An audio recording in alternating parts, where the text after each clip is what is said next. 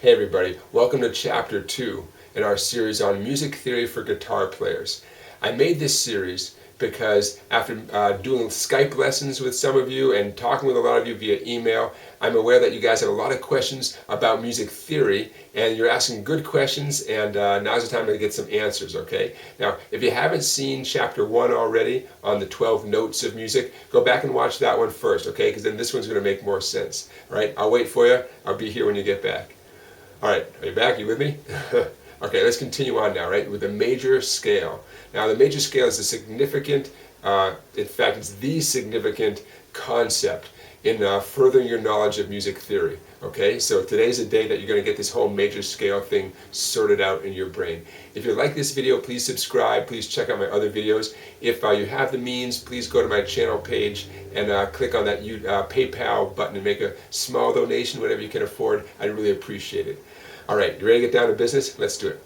So, in the previous video, you heard about the 12 notes that essentially represent our choices, our options. When we write songs, when we play songs, when we sing songs, we have those 12 notes.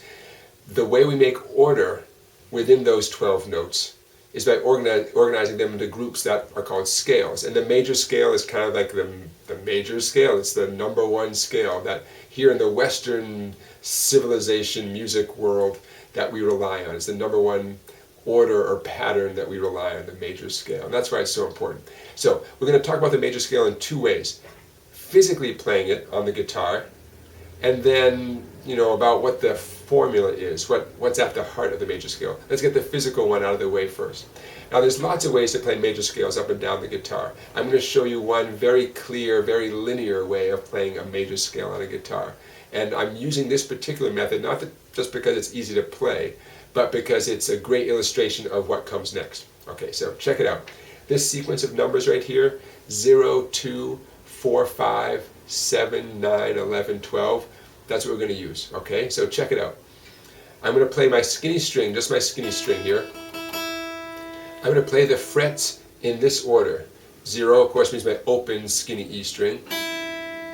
2, 4, 5, 7, 9, 11, and 12.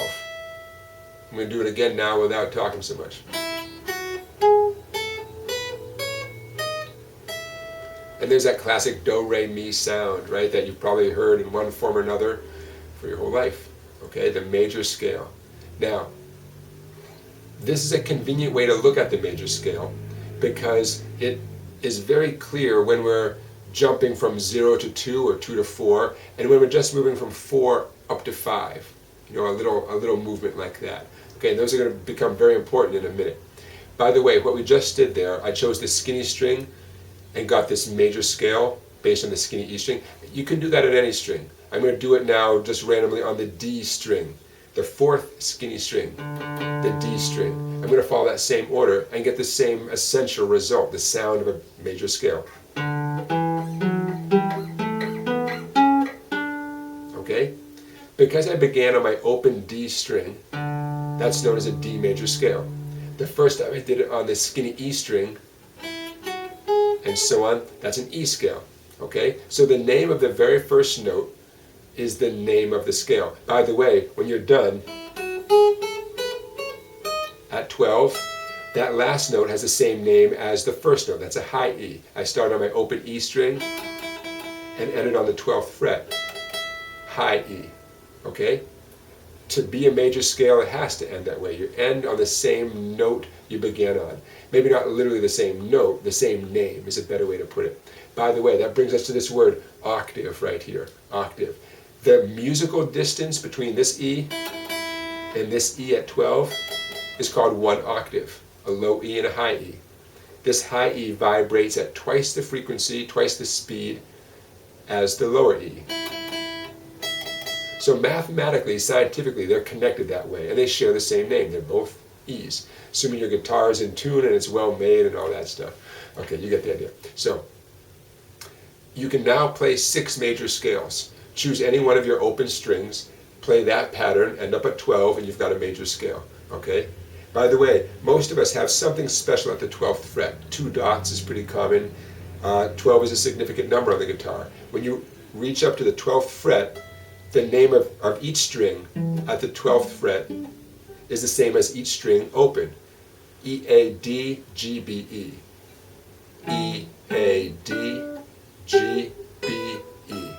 Okay, so at 12 you're sort of back to where you started from in a weird sort of way, but you're one octave higher. Last thing I want to say about octaves is that word octave, O-C-T, oct8, right? Like octagon, octopus. The reason why it's called the octave is because check out how many notes you've played in the major scale. Do, re, mi, fa, sol, la, ti, do. It's 8 notes altogether, right? 1, 2, 3, 4, 5, 6, 7, 8. The 8th note is the final note in this scale. You've now traveled 1 octave. Musically, you've traveled 1 octave on your guitar. Okay, so the word octave relates to the number 8. 8 notes in the major scale. The first note shares the same name as the last note. Okay? Now, that's the physical way of looking at a scale. Of course, a saxophone player conceives of this much differently in terms of how they physically think of a scale. A trumpet player, even piano players, right? We are here today to learn music theory for guitarists, so we're looking at it in a very linear way that's great for guitar players to conceive of this. By the way, before we get into the musical details here with whole steps and half steps, let me point out that obviously this is simply one way of playing a major scale on a guitar. Instead, I could play a major scale that involves using different strings all as part of the whole scale like this.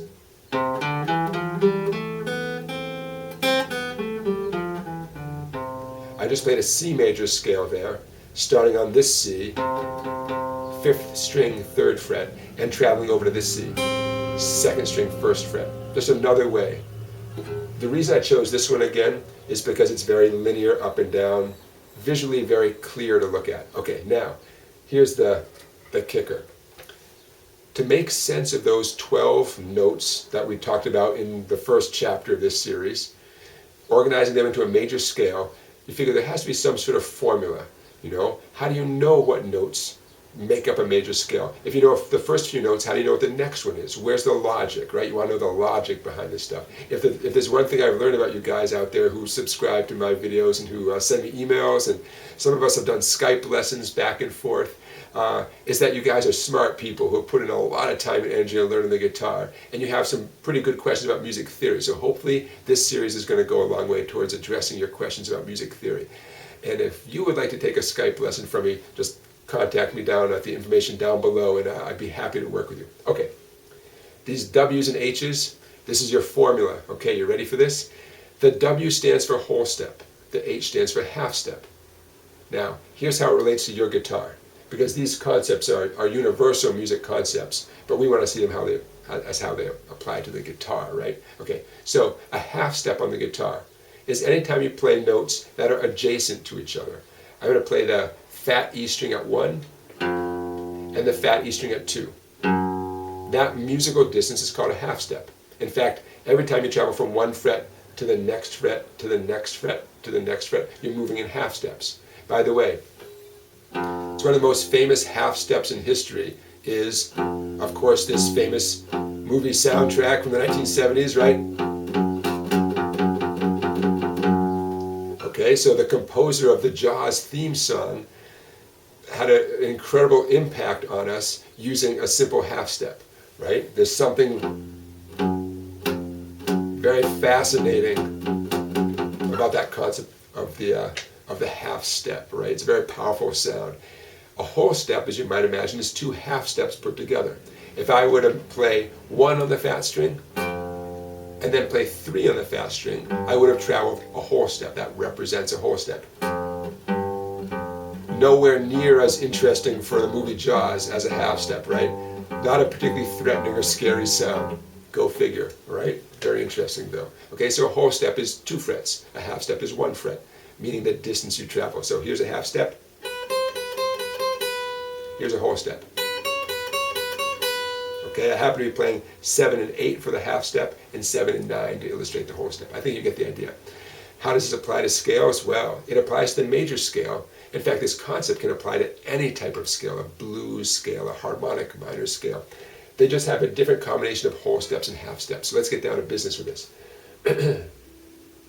I played my first 0 And I started on the skinny string 0, because let's face it, it's the easiest thing you can possibly do on the guitar. So I arbitrarily chose to begin my scale on the skinny string open, wide open. Now, my formula here tells me my next move is to play my next note one whole step higher. That's what that W stands for, a whole step higher. Now, I started on 0, remember? So a whole step higher from 0 is 2. Makes sense? The distance from 0 to 2 is a 2-fret jump. It's a whole step. So I have 0, and then my formula begins, a whole step. Another whole step gets me to 4. Another half step gets me to 5. I'm going to pause right there, because if I don't make this clear, if I talk too fast, if I lose you right now, I'm going to lose you forever, and I want you to stick around, okay? So let's go back over that.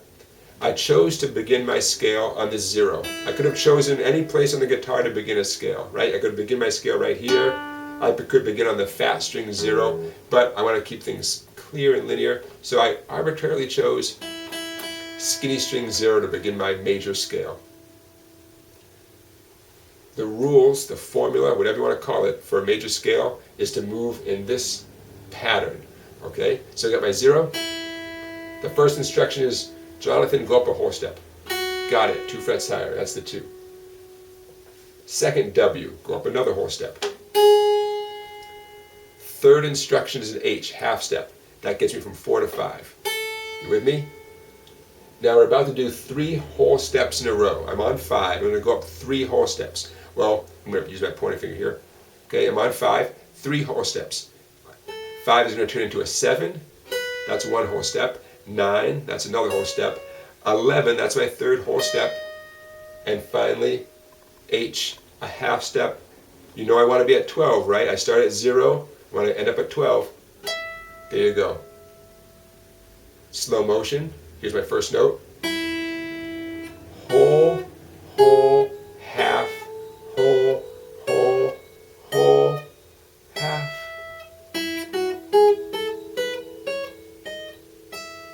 Okay, so think of these W's and H's as instructions. It's a formula that will get me from point A to point B. In this case, the point A is my open E string, the E note, and point B is a high E, 1 octave higher at 12. Okay, so we're just about done.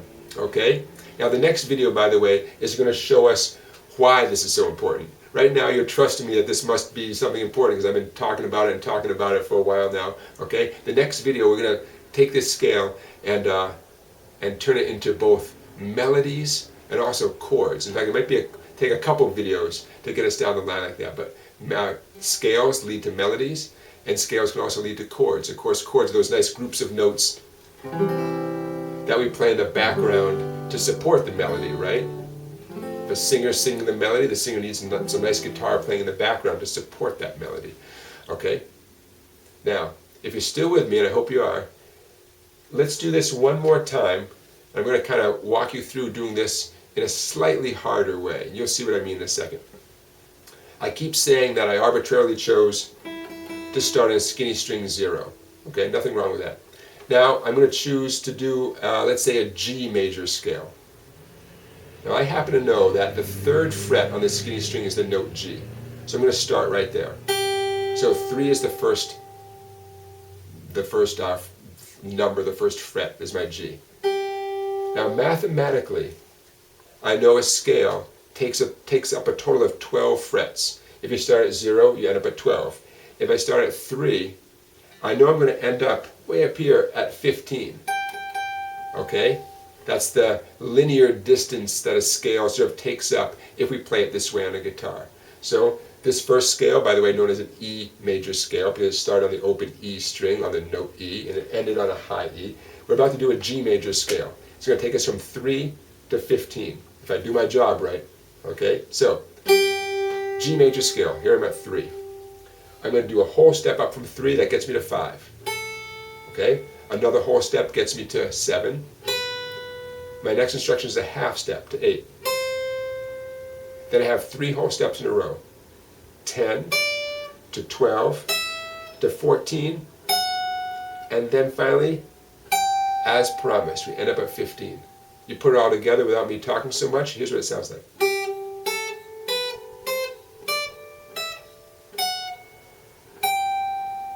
All right, you with me? Okay, everybody. I hope this is helping you. You can help me by sending me an email.